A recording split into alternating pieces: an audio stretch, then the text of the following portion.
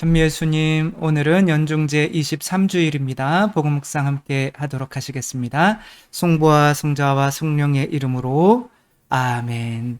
오늘 주일인데도 이렇게 복음 묵상 저와 함께 하시는 분들 복 많이 받으시고요. 오늘 복음에서는 사람들이 예수님께 듣지를 못하고, 그러니까 말도 이렇게 제대로 하지 못하는 사람을 예수님께 데려오죠. 왜, 그러니까 이들은 이제 그래서 귀를 좀 열어주시고 말도 좀 할 수 있게 해달라라고 하는데, 예수님께서는 그냥 다른 사람들은 그냥 치유해 주시는데 오늘은 굉장히 많은 것을 해주세요. 그래서 아니 왜 이렇게 손가락으로 귀를 이렇게 막고 또 하늘에다 숨을 호 내쉬시고 또 당신 침을 찍어서 또 그 사람 혀에 대주고 하는 이런 것은 당연히 이들이 원했던 단순한 육체적인 치유만을 원하는 것이 예수님께서 주시고자 했던 것이 아니겠죠. 그렇죠? 뭔가 더 좀 상징적인 의미가 있겠죠. 우리들은 주님께 뭔가를 청할 때 약간 육체적이고 세속적인 것들을 청하지만 사실 예수님께서 주시려고 하는 것은 또 다른 의미가 있을 수 있다라고 하는 거 함께 이제 묵상해 보도록 하겠습니다. 마르코가 전한 거룩한 복음입니다. 그때 예수님께서 띠로와 시돈 지역을 떠나 거쳐 데카폴리스 지역 한가운데를 가로질러 갈릴레아 호수로 돌아오셨다. 그러자 사람들이 귀먹고 말 더듬는 이를 예수님께 데리고 와서 그에게 손을 얹어 주십사고 청하였다. 예수님께서는 그를 군중에게서 따로 데리고 나가셔서 당신 손가락을 그의 두 귀에 넣으셨다가 침을 발라 그의 혀에 손을 대셨다. 그러고 나서 하늘을 우러러 한숨을 내쉬신 다음 그에게 에파타 곧 열려라 하고 말씀하셨다. 그러자 곧바로 그의 귀가 열리고 묶인 혀가 풀려서 말을 제대로 하게 되었다. 예수님께서는 이 일을 아무에게도 말하지 말라고 그들에게 분부하셨다. 그러나 그렇게 분부하실수록 그들은 더욱더 널리 알렸다. 사람들은 더할 나위 없이 놀라서 말하였다. 저분이 하신 일은 모두 훌륭하다. 귀먹은 이들은 듣게 하시고 말 못하는 이들은 말하게 하시는구나. 주님의 말씀입니다. 그리스도님 찬미합니다. 예수님께서 왜 기적을 하시고 이것을 사람들에게 말하지 말라고 하셨을까요? 아직은 너희들이 진정한 기적의 의미를 모르기 때문에 그런 거죠. 여기. 그러니까 그걸 함구령이라고 하는데, 함구령은 여러, 이렇게, 곳곳마다 그 의미가 달라요. 어떤 때는 이거 좀 말하지 마라. 왜냐하면 이게 말해버리면 사람들이 너무 몰려오고 그래서 이제 당신이 그 마을로 들어가지 못할 수도 있고, 어떤 경우는 이제 나쁜 놈들이 막 와가지고 당신은 주님입니다 막 그랬는데 저 사람 분명히 나쁜 놈들인데 그 나쁜 놈이랑 예수님이 한패거리 아닌가 뭐 이런 방해도 받을 수 있고. 그런데 여기에서는 혹은 이제 타볼산에서 말하지 마라 뭐 이런 것은 뭐예요? 이제 아직까지는 예수님께서 그리스도가 완전히 되신 거는 아니죠. 그렇죠? 십자가에 못 박혀 피를 흘리시기 전까지는 말하지, 그리고 부활하기 전까지는 말하지 말라. 이렇게 다 틀려요. 근데 여기에서는 이들에게 지금 해주신 기적의 의미를 이들이 잘 몰라요. 그러니까 이들이 단순히 귀 고쳐주시고 입 고쳐주시고 그건 줄 알지만 실제로는 그 의미가 더 깊은 의미가 있기 때문에 그 의미를 알려야 되는데 이들이 아직은 이해할 수 있는 상태가 아니기 때문에 이 기적을 이야기하면 예수님의 이 행위가 단순한 그냥 육체적인 치유의 기적, 놀랍네 이것으로 끝나게 된다는 거죠. 우리들은 이것에 대한 올바른 기적의 의미를 알고 전할 수가 있어야겠죠. 그러니까 예수님께서 왜 이런 상징적인 행위들을 하실까? 이걸 크게 잘라보면 세 개인 거예요. 어떤 행위를 하시냐면 아까도 말씀드렸듯이 이제 손가락으로 귀를 이렇게 막으셔요. 손가락으로 귀를 한번 막아보세요. 저는 할 필요 없는데 굳이 제가 막았네요. 그러면 어떤 소리가 들리냐면 아무 소리도 안 들려요. 그래도 이제 뭐 웅웅웅 물 속에 들어갔을 때, 물 먹었을 때 웅웅웅웅 하는 소리 들리고 조금 더 있으면 내 호흡 소리밖에 안 들리게 돼 있어요. 뭐 이거에 대해서는 또 자세하게는 나중에 혹시 더 기도에 대한 깊은 의미가 생길 때 일단은 귀를 막는 거야. 이 사람을 군중에서 데려 나와요. 그래서 귀를 막는 것까지가 1단계. 2단계는 뭐냐면 하늘에 숨을 호 한 다음에 에파타 열려라 라고 이렇게 말씀을 하셔. 요게 2단계. 그 다음에는 당신 혀에서 침을 발라서 이 사람 혀에 침을 찍어주는 거, 그래서 이 사람이 말을 할 수 있게 되는 거, 요게 3단계인 거죠. 그러니까 예수님께서 우리에게 이게 기도잖아요. 기도는 무언가를 청하는 거잖아요. 그렇죠? 그러니까 기도를 할 때 우리들이 청하는 거는 세속적인 거, 뭐 애들 대학 좀 붙여달라, 뭐 맨날 하는 거 있잖아요. 그렇죠? 뭐 우리 사업 성공하게 해달라, 뭐 건강하게 해달라, 이런 것들을 청하고는 있지만 예수님께서 그 기도를 통해서 우리에게 주시려고 하는 거는 좀 다르다, 이런 의미예요. 그리고 육체가 고쳐지는 거는 그것과 어떻게 보면 덤으로 주어지는 거지, 우리를 돈 많이 벌게 해가지고 돈에 집착하게 만들어 지옥 보낼 수는 없잖아요. 그렇죠? 그러니까 그런 것들을 사실은 청해봐야 소용이 없는 거예요. 그것들을 통해서 이분이 나에게 주시려고 하는 것을 내가 받아들일 수 있을 때 내가 육체까지도 치유가 되는 거죠. 그래서 예수님께서 일단은 뭐 미리 이제 설명을 드릴게요. 귀를 막는다는 거, 그 다음에 이 사람을 어디에서 데리고 나오는 거예요? 군중 속에서 데리고 나오는 것은 어디로 인도하는 것이냐면 광야, 조용한 곳. 이게 세상에 어떤 TV나 다른 전삼용 신부님의 유튜버를 제외한 다른 것들을 듣거나 뭐 하는 이런 것들은 다 귀를 막아라고 그러면 제가 혼나겠죠? 아무튼 그런 거를 이제 귀를 막는 거죠. 그러면 귀를 막는다는 소리는 결국에는 뭐예요? 나중에는 여러분 귀를 한번 막아보고 한 1분 동안만 있어 보세요. 왜냐하면 귀에서 이제 무슨 소리 나나 듣다가 보면 내 생각을 할 수가 없어요. 내 생각이라고 하는 거는 무언가를 내가 귀를 막아버리면, 그러니까 세상으로부터도 귀를 막는 거고 내 자신으로부터도 귀를 막는 거야. 그러니까 자아가 하는 이야기에 귀를 막는 거야. 그러니까 생각을 안 한다는 거죠. 그렇죠? 이 기도잖아. 일단은 하느님께서, 예수님께서 나에게 주시려고 하는 거는 그 손가락이에요. 내 생각을 못하게 만드는 거, 혹은 세상 것으로부터 떠나게 만드는 거. 그러니까 그 손가락인 거죠. 그 다음에는 뭐예요? 세상과 나로부터 끊게 하는 거. 그 다음에는 이 하늘을, 왜 하늘을 우러러 숨을 쉴까요? 이 공기 안에 당신의 말씀이 떠다니고 있는 거. 이거 뭐 동양에서는 기라고 하죠. 그렇죠? 근데 거기서 에파타, 열려라 라고 하는 거는 이 사람에게 해요. 그러니까 에파타는 하나의 말이잖아요. 그렇죠? 말씀인데 어떤 그냥 말씀이 아니라 성령과 섞인 말씀이기 때문에 나를 완전히 변화시킬 수 있는 그런 말씀을 나에게 주시는 거죠. 그게 숨인 거야. 그 다음에는 어떤 일이 일어나는 거냐면, 그렇게 하느님의 말씀을 들었다면 그 말씀을 들은 것을 어떻게 해요? 마지막 성령 강림 때 그 사람들이 뭐를 했어요? 이렇게 성령을 받고 다 침묵하고 있었나?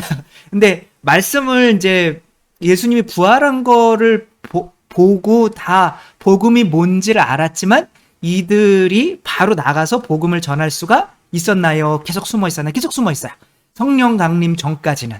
네, 그렇죠. 그래서 또 그러니까 성령의 3가지 역할을 말하는 거예요. 세상이나 나로부터 끊어주시는 역할, 또한 그리스도의 진리를 나한테 심어주는 역할, 또한 또 내가 입을 통해서 내가 그렇게 그리스도의 진리를 들은 거를 말하게 하는 역할.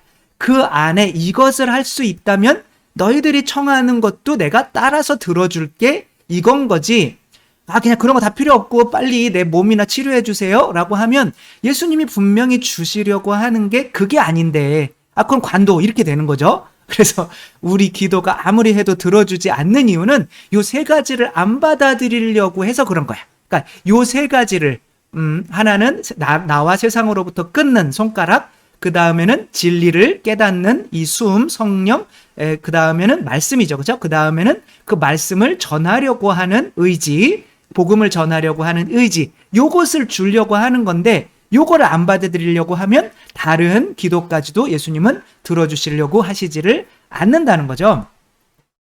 어떤 자매님이 저에게 이제 연세가 있으신 자매님인데, 당신이 뭐 어떻게 보면 좀 창피한 건 아니죠, 그렇죠? 그게 하느님을 만나게 된 어떤 계기. 지금은 뭐 80이 넘으셨는데 그분이 이제 47살 때 이제 요렇게 겪으셨던, 그러니까 하느님을 체험을 했던 기도에 관한, 요것에 관한 내용이 있어요. 한번 그분이 보내주신 거 읽어볼게요. 그때 제 나이가 47이었고 삼남 2녀 곧 중고등학생의 어머니였습니다. 남편은 대학병원 의사로 근무하다가 막 개업해서 경제적으로 여유가 생기게 되어 집을 이탈리아 가구들로 장식하고 남들에게 자랑하고 싶어 혈안이 되어 살았습니다. 그러니까 신앙은 가졌지만 이제 약간은 뭐랄까 좀 세속적으로 이렇게 되신 거죠. 손님들을 초대하여 그 사람들의 마음을 아프게 할 줄도 모르고 교만과 자만심으로 살았습니다. 손님들을 그냥 일부러 자랑하려고 초대한 거죠. 우리 남편은 병원 가지고 있고 이태리 가구로 우리 집 채웠다. 막 근데 뭐 옛날보다는 조금 그래 이런 거죠, 그렇죠? 하느님께서 도와셨는지 병원에 의료 사고가 생겼습니다. 잘 됐네요. 잘 된 건 아니지만 환자는 주사 맞다가 다리 신경이 마비되었습니다. 그 환자는 준재벌에 속하는 사람이었습니다. 그 사람은 자기 다리를 제대로 고쳐놓지 않으면, 원상태로 해놓지 않으면 이 병원이 망하게 만들겠다고 협박했습니다. 그때 제가 가장 두려웠던 것은 병원이 망하는 것이 아니라 그것 때문에 제 친구들로부터 창피당하는 일이었습니다. 저는 세례는 받았지만 하느님을 찾기보단 유명한 점쟁이를 찾아다니고 부적이란 부적은 다 써서 붙였습니다. 심지어 점장이 말대로 보따리를 싸서 이제 어디로 가라, 옮겨라, 이러잖아요. 그쵸? 그런 것까지 몇 달 동안 피싱까지 했었습니다. 2-3개월 후에 정신을 차리고 이제는 하느님께 매달렸습니다. 이제는 세상으로부터 떠나는 거죠. 그쵸? 성지로 매일 미사를 다니고 심혈을 다해 기도했습니다. 이 세상으로부터 떠난 거죠. 그쵸? 군중으로부터 떠난 거죠. 십자가의 길을 할 때 2시간 넘게 걸렸습니다. 하늘에 계신 우리 아버지 하면서 아버지가 진정 내 아버지로 여겨질 때까지 다음으로 넘어가지 않았습니다. 이 주님의 기도에 집중하면서 뭐를 한 거야? 내 마음에서 흘러나오는 이 생각을 멈추고 그 말씀에 집중을 한 거야. 하늘에 계신 우리 아버지인데 진짜 그분이 내 아버지로 믿어지기 전까지는 아버지의 이름이 거룩히 빛나시며로 안 넘어간다는 거예요. 그리고 아버지의 이름이 거룩히 빛나시며 할 때는 진짜 내가 다른 거 다 필요 없고 아버지의 이름이 빛나시기만을 원하기 전까지는 그 다음으로 안 넘어가니까 이 미사 끝나고 십자가 얘기를 할 때 2시간 이상이 걸리는 거죠. 그렇게 그러다 주님을 만났습니다. 주님께서 갑자기 나는 너를 사랑한다 이 말씀을 하셨습니다. 뻔한 말씀이 나는 너를 사랑한다고 누가 몰라요? 근데 예수님이 하시는 말씀이에요. 근데 붕 떠다니는 말씀인데 뭐랑 결합된 거예요? 성령과 결합이 된 거죠. 그게 에파타인 거죠. 그렇죠? 그게 그때 팍 열리게 되는 거죠. 이 말씀이 저의 본성을 완전히 바꿔놨습니다.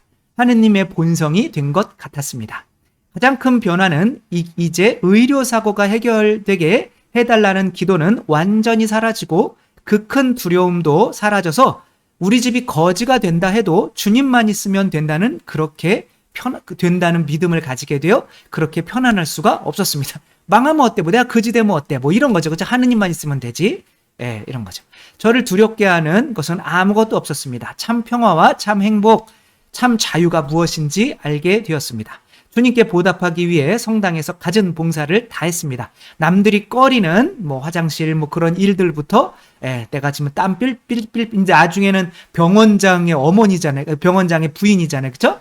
그런데 이제 성당에 가서는 굳은 일 화장실 청소하고 땀 흘리면서 남들이 안 하는 일들을 막 하면서 너무 행복했다는 거야. 이게 뭐예요? 이제 말하기 시작했다는 거지. 내가 들은 사랑을 이제 말하기 시작한 거죠.